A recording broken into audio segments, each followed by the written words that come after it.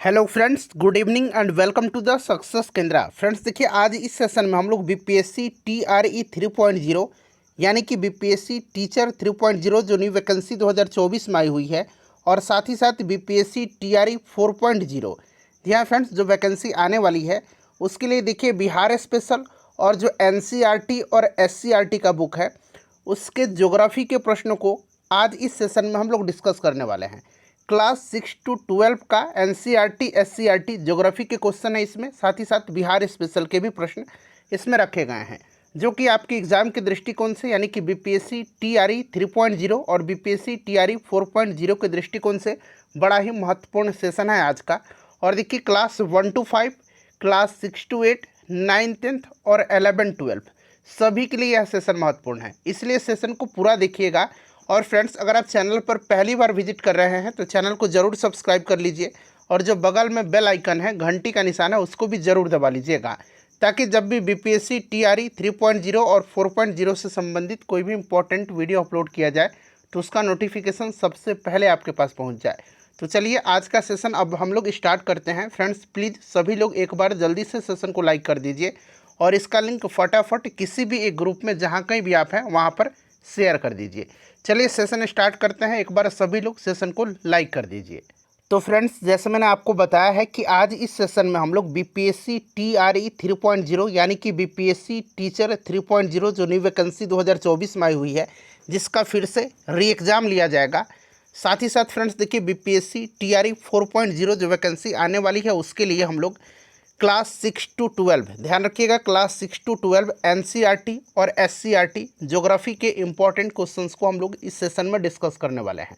आज हमारा यह NCERT SCERT class 6 to 12 geography का पहला लेक्चर है, और इसी प्रकार से आपके एग्ज़ाम तक कंटिन्यू इसी तरह के सेशन आपको मिलते रहेंगे। फ्रेंड्स चलिए शुरू करते हैं सेशन आज का। एक बार सभी लोग जल्दी से सेशन को लाइक कर दीजिए। आप देख सकते हैं पहला ही प्रश्न कितना इम्पोर्टेंट है, सभी लोग प्रश्न पढ़ेंगे। देखिए, प्रश्न है कि उष्णकटिबंधीय सदाबहार वन भारत के किन किन क्षेत्रों में पाए जाते हैं।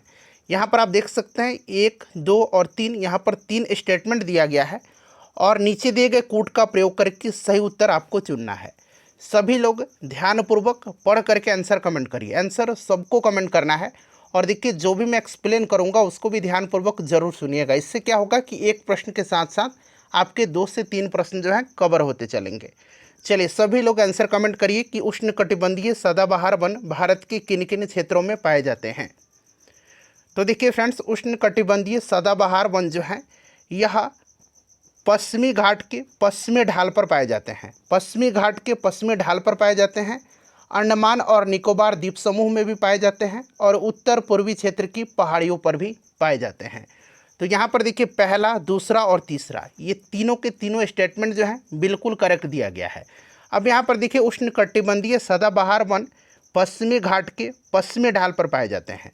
यहाँ पर जो है पश्चिमी घाट के पश्चिमी ढाल पर 200 सेंटीमीटर, ध्यान रखिएगा 200 सेंटीमीटर से अधिक वर्षा होती है, ठीक है। और यहाँ वर्ष भर उच्च तापमान पाया जाता है। वर्षा की अधिकता एवं उच्च तापमान के कारण पश्चिमी घाट के पश्चिमी ढालों पर सदाबहार वन पाए जाते हैं। अंडमान और निकोबार द्वीप समूह में भी पाए जाते हैं, और उत्तर पूर्वी क्षेत्र की पहाड़ियों पर भी पाए जाते हैं।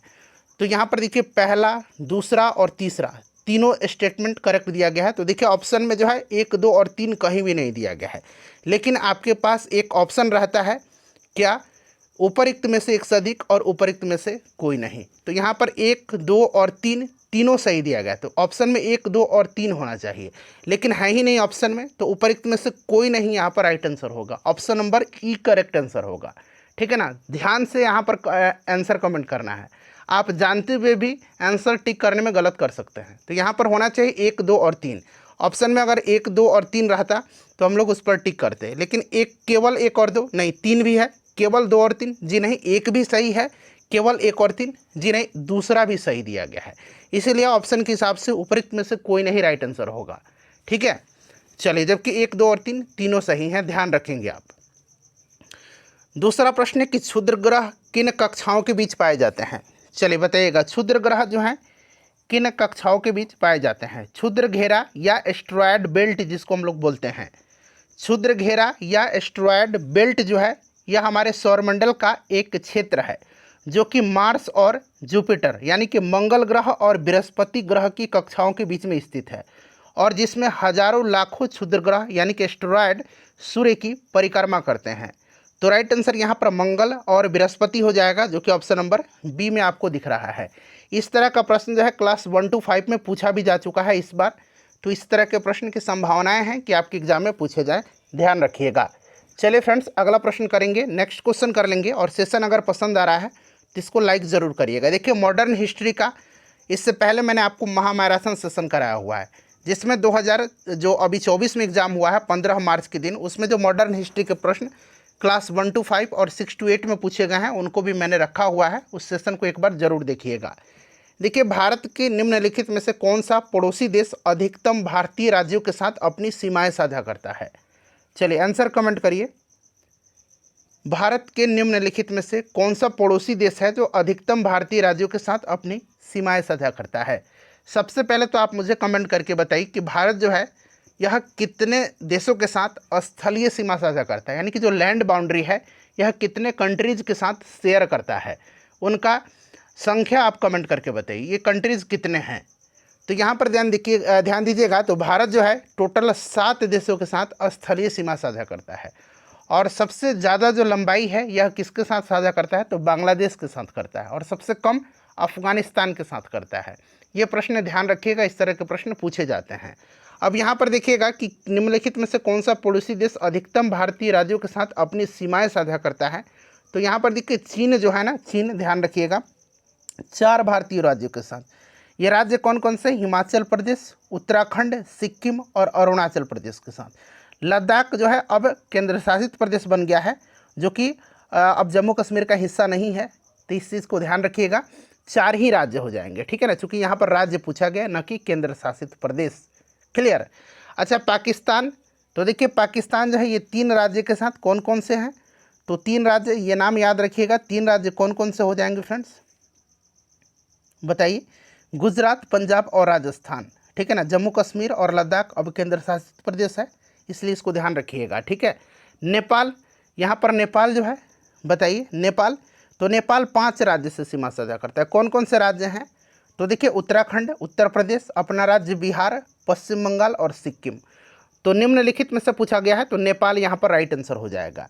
वैसे आपको याद होगा फ्रेंड्स, बांग्लादेश के साथ भी 5 राज्य सीमा साझा करते हैं, पश्चिम बंगाल, असम, मेघालय, त्रिपुरा और मिजोरम, ठीक है ना। तो इसे भी आप ध्यान रखिएगा। निम्नलिखित में से यहाँ पर नेपाल करेक्ट आंसर हो जाएगा। चलिए फ्रेंड्स आगे बढ़ेंगे, नेक्स्ट क्वेश्चन कर लेंगे कि निम्नलिखित में से किस राज्य में कर्क रेखा और भारतीय मानक समय मध्याह्न रेखा मिलते हैं? कर्क रेखा और भारतीय मानक समय मध्याह्न रेखा मिलते हैं किस राज्य में? अब सबसे पहले यहाँ पर ध्यान दीजिएगा, कर्क रेखा दिया गया है, तो आपको याद होगा फ्रेंड्स 23.5 डिग्री उत्तरी अक्षांश जो है इसको हम लोग कर्क रेखा बोलते हैं, ठीक है ना फ्रेंड्स। और यह भारत के 8 राज्यों से होकर के गुजरती है। कितने राज्यों से होकर के गुजरती है कर्क रेखा? तो कर्क रेखा भारत के 8 राज्यों से होकर के गुजरती है। कौन कौन से राज्य हैं ये? राजस्थान, गुजरात, मध्य प्रदेश, छत्तीसगढ़, झारखंड, पश्चिम बंगाल, त्रिपुरा और मिजोरम। इतना आपको पहले क्लियर करना है, ठीक है। अब आते हैं भारतीय मानक समय मध्याह्न रेखा, यानी कि मानक समय मेरिडियन जिसको बोलते हैं। तो आपको याद होगा 82.5 डिग्री जो है पूर्व देशांतर, ठीक है ना, यह भारत की आपकी मानक समय मेरिडियन है और यह 5 राज्यों से होकर के गुजरती है। कितने राज्यों से? 5 राज्यों से। ये कौन कौन से राज्य हैं? तो उत्तर प्रदेश, मध्य प्रदेश, छत्तीसगढ़, उड़ीसा और आंध्र प्रदेश, ठीक है। और ये दोनों जो है यानी कि कर्क रेखा और भारतीय मानक समय मध्याह्न रेखा ये मिलते हैं कहाँ पर? तो ये दोनों छत्तीसगढ़ में कोरिया जिले में मिलते हैं, छत्तीसगढ़ के कोरिया जिले, ठीक है। छत्तीसगढ़ में कोरिया जिला है, यहाँ पर ये लोग मिलते हैं, ठीक है। इसे आप जरूर याद रखिएगा। चलिए फ्रेंड्स आगे बढ़ेंगे। नेक्स्ट क्वेश्चन है कि जम्मू और कश्मीर राज्य में पर्वत श्रृंखलाओं की ऊंचाई, ध्यान रखिएगा ऊंचाई का कौन सा क्रम सही है? और ये भी उत्तर पूर्व से दक्षिण पश्चिम तक, इस प्रकार से आपको क्रम बताना है। प्रश्न को एक बार और आप लोग ध्यान से पढ़ लीजिए, बताइए राइट आंसर क्या हो जाएगा। जम्मू और कश्मीर राज्य में पर्वत श्रृंखलाओं की ऊंचाई उत्तर पूर्व से दक्षिण पश्चिम तक का कौन सा क्रम यहाँ पर सही दिया गया है? देखिए हिमालय जो है उत्तर से दक्षिण तक 3 श्रेणियों में विभाजित है। हिमालय उत्तर से दक्षिण तक 3 श्रेणियों में विभाजित है। कौन कौन से? तो लघु हिमालय, महान हिमालय और बाहरी हिमालय। ठीक है, जम्मू और कश्मीर राज्य में पर्वत श्रृंखलाओं का जो सही क्रम मैं आपको बता रहा हूँ, यह आपका लद्दाख, जास्कर, पीर पंजाल और शिवालिक होगा। लद्दाख, जास्कर, पीर पंजाल और शिवालिक, यानी कि यहाँ पर ऑप्शन नंबर आप देख रहे हैं ये राइट आंसर हो जाएगा। लद्दाख यह पश्चिमी हिमालय में लद्दाख केंद्र शासित प्रदेश में स्थित है। ठीक है ना, लद्दाख। और लद्दाख श्रृंखला की जो एवरेज ऊंचाई की बात करते हैं तो ये लगभग 6000 मीटर है, 6000 मीटर। अब बात करते हैं जास्कर की। ठीक है ना, देखिए जास्कर श्रृंखला लद्दाख के केंद्र शासित प्रदेश में एक पर्वत श्रृंखला है और यह टेथिस हिमालय का एक हिस्सा है। और इसकी ऊंचाई की बात करते हैं तो ये आपका 7756 हो जाएगा। ठीक है, उस प्रकार से अगर पीर पंजाल की बात करते हैं तो फ्रेंड्स यह कश्मीर में पीर पंजाल श्रृंखला सबसे लंबी और सबसे महत्वपूर्ण श्रृंखला है और यह झेलम नदी से ऊपरी ब्यास नदी तक 300 किलोमीटर तक फैली हुई है। ठीक है, तो इसे भी आप ध्यान रखिएगा। उसके बाद देखिए शिवालिक। तो देखिए शिवालिक हिमालय की दक्षिणी सीमा में स्थित शिवालिक श्रृंखला नेपाल के उत्तर पश्चिम में स्थित उत्तराखंड राज्य के भीतर यह स्थित है और 9000 से 12000 मीटर की ऊंचाई इसकी है। तो ऑप्शन ए यहाँ पर राइट आंसर हो जाएगा जो मैंने अभी आपको बताया है। ठीक है ना, लद्दाख, जास्कर, पीर पंजाल और शिवालिक।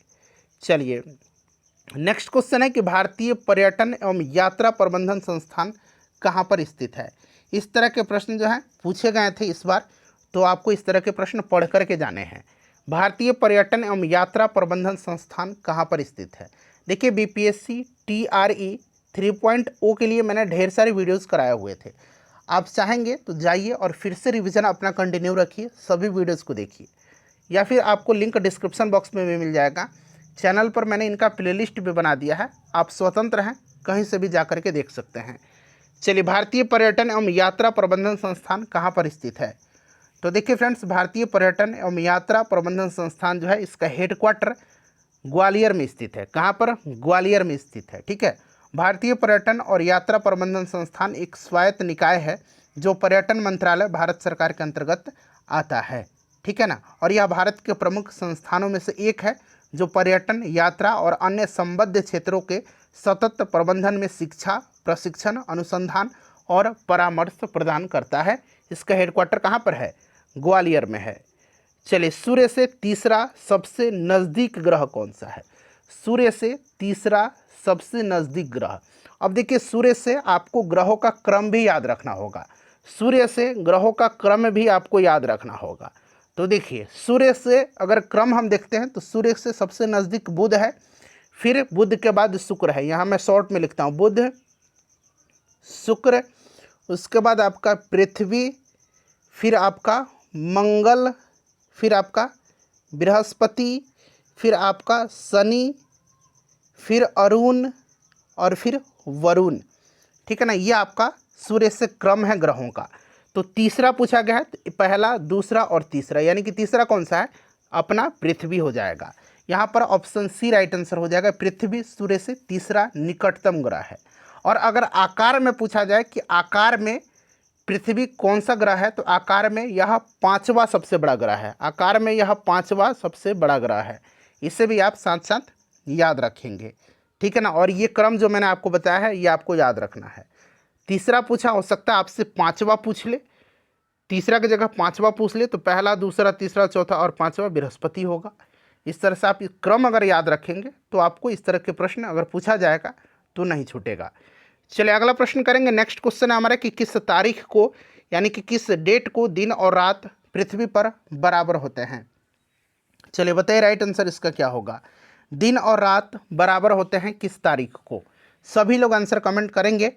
प्रश्न डिफ़िकल्ट भी हैं, मॉडरेट लेवल के भी हैं और इजी लेवल के भी हैं, और सारे के सारे प्रश्न NCERT और SCERT से मैंने रखा हुआ है।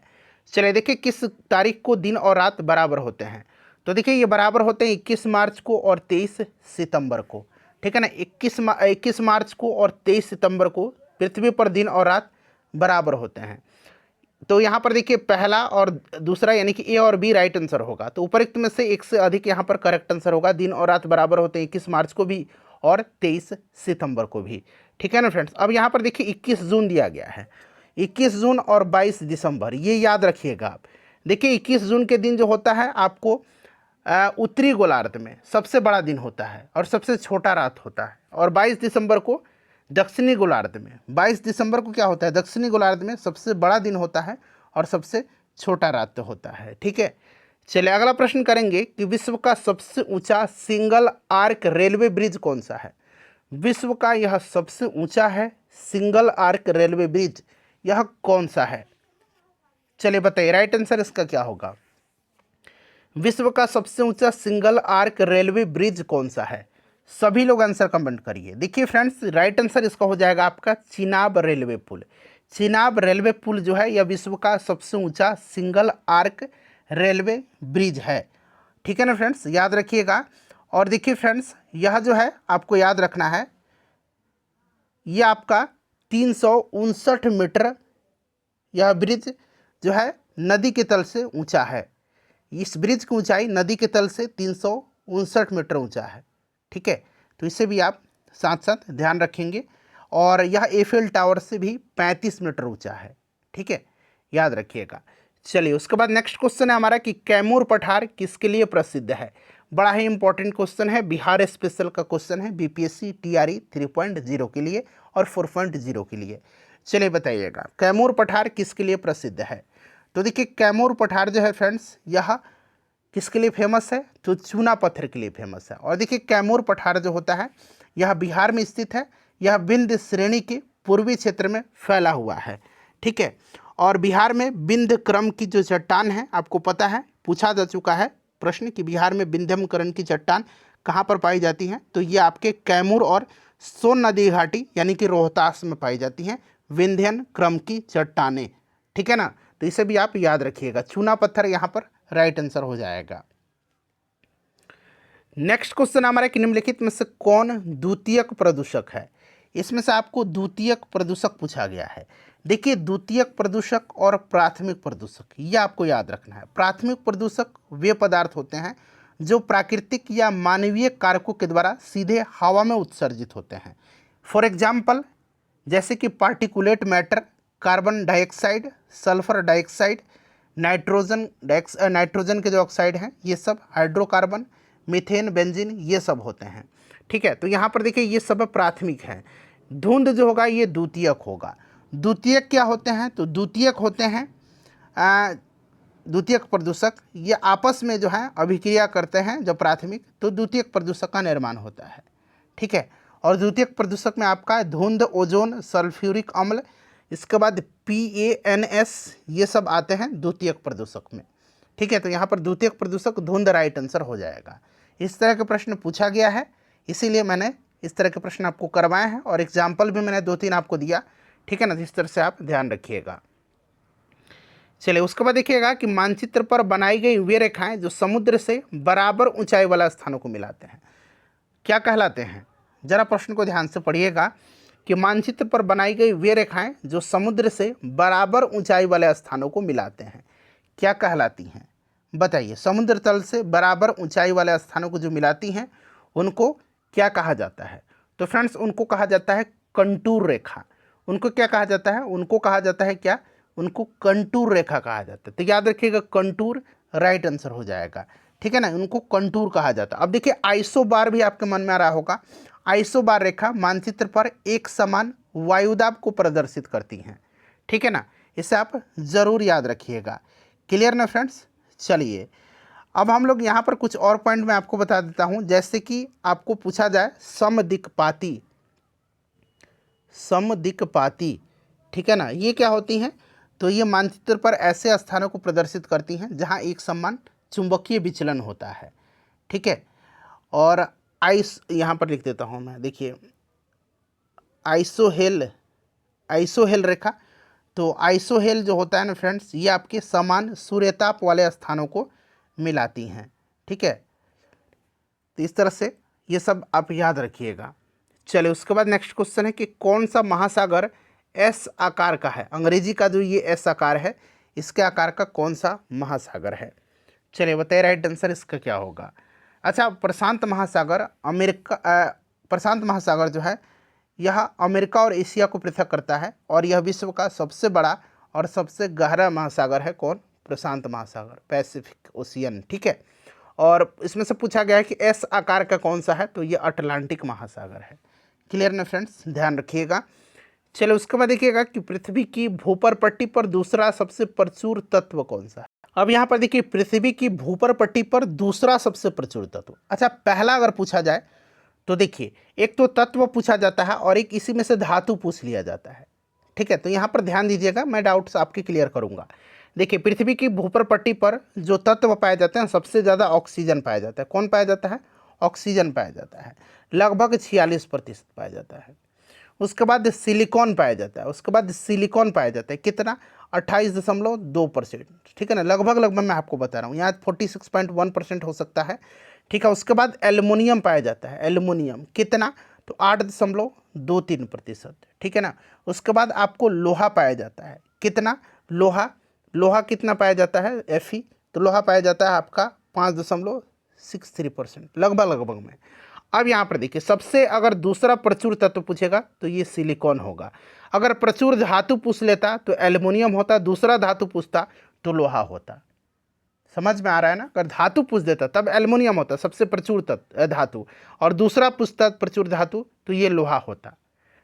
ठीक है, चलिए अब पहला पूछता तत्व तो ऑक्सीजन, दूसरा पूछा है तो सिलिकॉन, तीसरा पूछ देता तब एल्युमिनियम भी हो जाता तत्व। ठीक है, चलिए फ्रेंड्स, अगला प्रश्न करेंगे कि हिमालय के सबसे दक्षिणी भाग को क्या कहा जाता है। हिमालय के सबसे दक्षिणी भाग को क्या कहा जाता है? चलिए बताएंगे, राइट आंसर इसका क्या होगा? करेक्ट आंसर इसका क्या हो जाएगा? सभी लोग आंसर कमेंट करिए। फ्रेंड्स देखिए, हिमालय के सबसे दक्षिणी भाग को क्या कहा जाता है?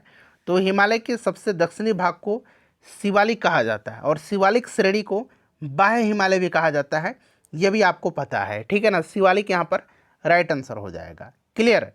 चलिए उसके बाद नेक्स्ट क्वेश्चन है हमारा कि निम्नलिखित कथनों पर विचार करें और देखिए उपरोक्त में से कौन सा कथन सही है। यहाँ से आपको चुन करके बताने हैं। यहाँ पर आपको 5 ऑप्शन दिख भी रहा है। चलिए बताइएगा, पहले आप स्टेटमेंट पढ़िए, निम्नलिखित कथन पर विचार करें और सही उत्तर चुन करके बताना है। देखिए, प्रायद्वीपीय पठार आकार में त्रिकोणीय है, बिल्कुल ये आपका यहाँ पर स्टेटमेंट सही दिया गया है। ठीक है ना, बिल्कुल यहाँ पर आपका स्टेटमेंट सही दिया गया है, प्रायद्वीपीय पठार आकार में त्रिकोणीय है। ठीक है ना, और नर्मदा नदी विंध्य और सतपुड़ा पहाड़ियों से होकर के बहती हैं, रिफ्ट वैली से होकर के बहती हैं। नर्मदा और तापी नदियाँ जो हैं ये पश्चिम की ओर बहने वाली नदियाँ हैं और ये अरब सागर में गिरती हैं, ये भी सही दिया गया है। तो तीनों के तीनों स्टेटमेंट यहाँ पर सही दिए गए हैं।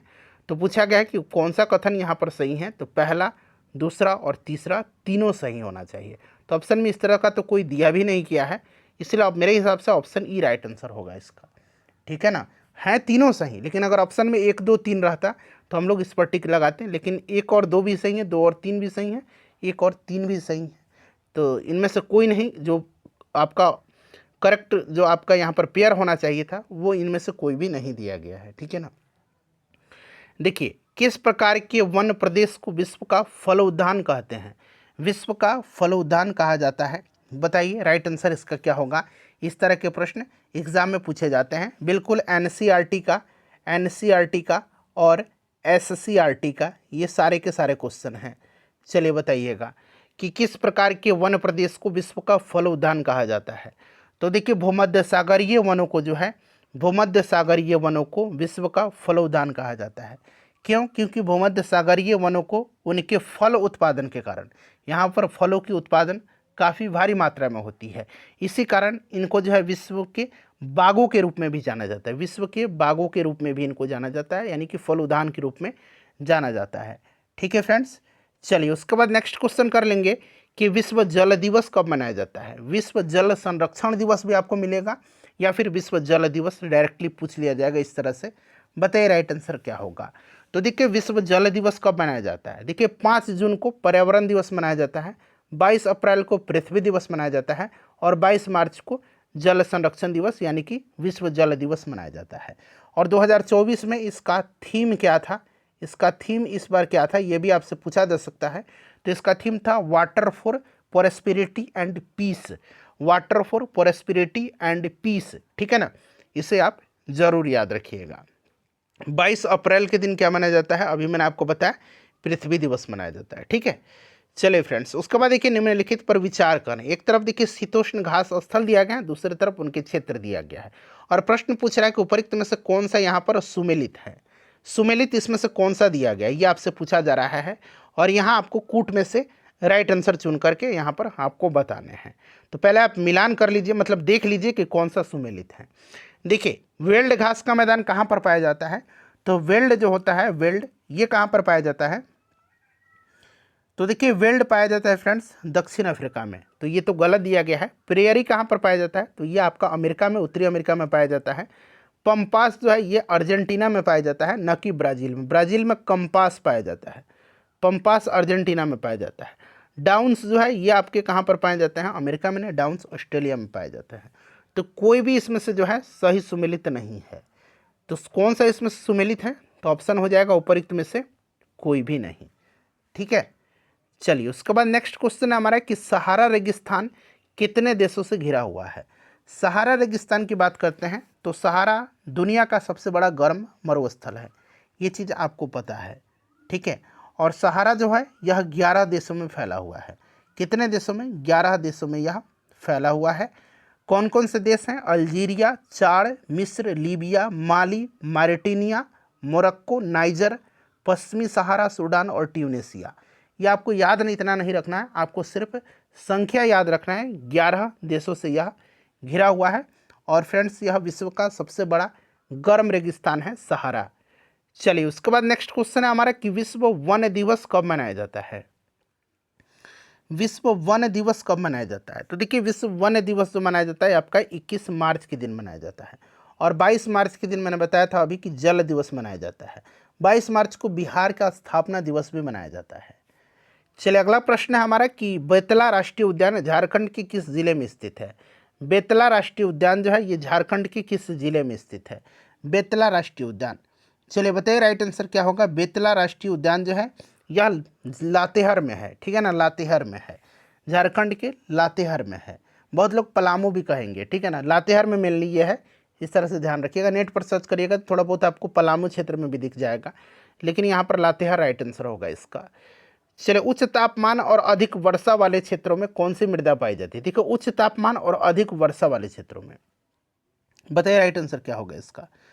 उच्च तापमान और अधिक वर्षा वाले क्षेत्रों में, तो फ्रेंड्स ये मिट्टी पाई जाती है लेटराइट मिट्टी। कौन सी मिट्टी पाई जाती है, लेटराइट मिट्टी पाई जाती है। ठीक है, ध्यान रखिएगा। अच्छा काली मिट्टी, इसको रेगुर मिट्टी भी कहा जाता है, याद रखिएगा इसको रेगुर मिट्टी भी कहा जाता है, और यह कपास की खेती के लिए उपयुक्त मानी जाती है। और यह जो मिट्टी होती है काली मिट्टी, यह आपकी स्व जुताई होती है, स्वयं जुताई वाली मिट्टी इसको कहा जाता है। ठीक है ना, स्व जुताई वाली मिट्टी इसको कहा जाता है।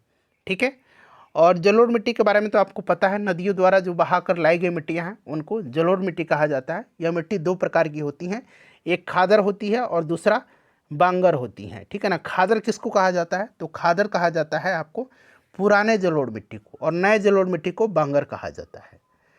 चलिए अगला प्रश्न हमारा है कि निम्नलिखित में से किस खनिज को काला सोना कहा जाता है। प्रश्न को ध्यान से पढ़िएगा। काला सोना है यानी कि ब्लैक गोल्ड आपका है, ठीक है, और एक है आपका ब्लैक डायमंड। अब आपको क्लियर हो जाएगा, काला सोना और ये है आपका काला हीरा, काला हीरा। चलिए काला सोना कहा जाता है किसको, तो काला सोना कहा जाता है, बताइए राइट आंसर क्या हो जाएगा। काला सोना पूछा गया है, काला सोना कहा जाता है आपका पेट्रोलियम और उसके व्युत्पन्न को काला सोना कहा जाता है। पेट्रोलियम और उसके व्युत्पन्न को काला सोना कहा जाता है, यानी कि ब्लैक गोल्ड। और काला हीरा ब्लैक डायमंड कहा जाता है कोयला को। ठीक है ना, कोयला को ब्लैक डायमंड कहा जाता है, इस चीज़ को आप ध्यान रखिएगा।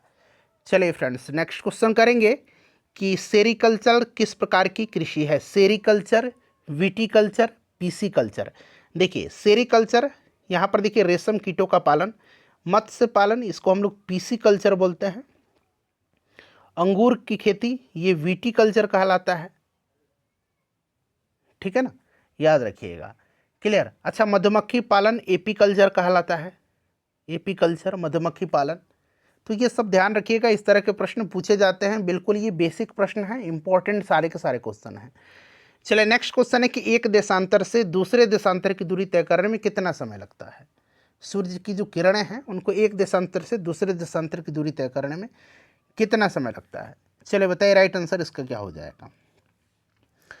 तो 1 डिग्री देशांतर 111.3 किलोमीटर भूमध्य रेखा पर बराबर होती है। एक देशांतर बराबर 111.3 किलोमीटर। इस चीज़ को आप याद रखिएगा, 1 डिग्री देशांतर, ठीक है ना।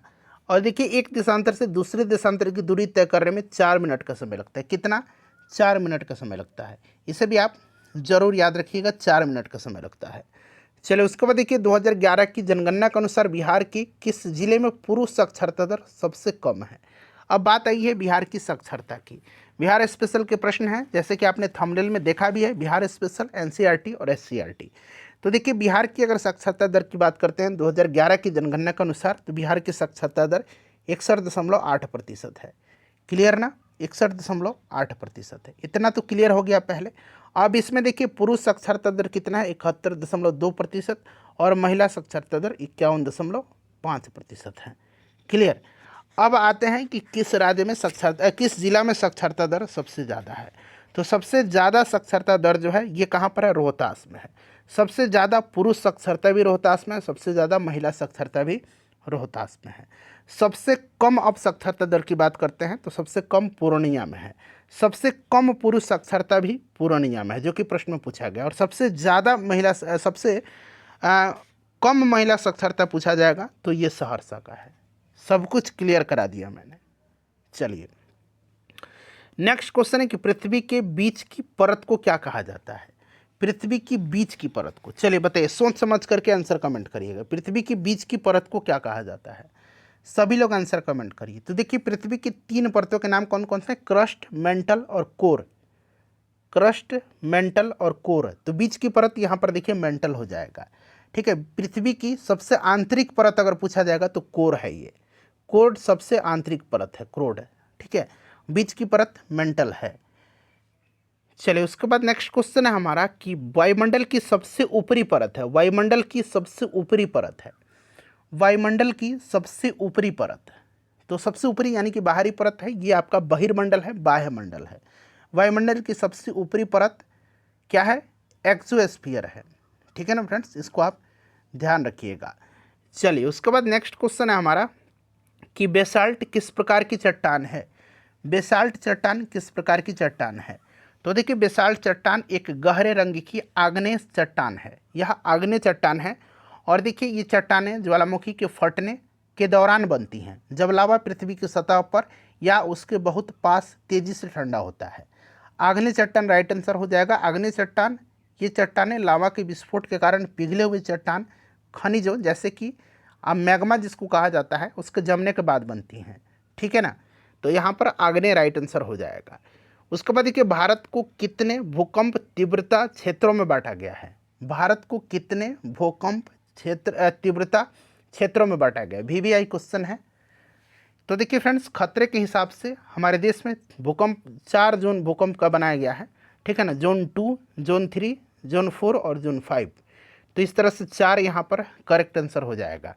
कितने तीव्रता क्षेत्रों में, 4 तीव्रता क्षेत्रों में बांटा गया है। सबसे कम खतरा वाला जोन 2 है, इसे भी याद रखिएगा। और सबसे ज़्यादा खतरा वाला जोन 5 है। चलिए उसके बाद देखिएगा नेक्स्ट क्वेश्चन है कि इनमें कौन सा दर्रा भारत और तिब्बत को जोड़ता है। इनमें से पूछा गया है, बताइए इनमें से कौन सा दर्रा भारत और तिब्बत को जोड़ता है। चलिए राइट आंसर कमेंट करिएगा। तो फ्रेंड्स यह दर्रा जो है, यह कौन सा दर्रा है, यह चांगला दर्रा है जो भारत और तिब्बत को जोड़ता है। चांगला लद्दाख में है। कहाँ पर है, यह लद्दाख में है, इसे भी आप याद रखिएगा। ऑप्शन यहाँ पर बी राइट आंसर हो जाएगा। नाथुला भी जोड़ता है सिक्किम और तिब्बत को, तो ऑप्शन में तो नाथुला नहीं चांगला दिया गया है। तो फ्रेंड्स ये एनसीईआरटी और एससीईआरटी के प्रश्न थे ज्योग्राफी के। और भी प्रश्न है, ये हमारा पहला लेक्चर है और ये इसी प्रकार सीरीज में लेक्चर 1 लेक्चर 2 के रूप में आपको कंटिन्यू मिलेगा। आज बस इतना ही। सेशन को लाइक कर दीजिए और फ्रेंड्स प्लीज़ इसको शेयर कर दीजिएगा।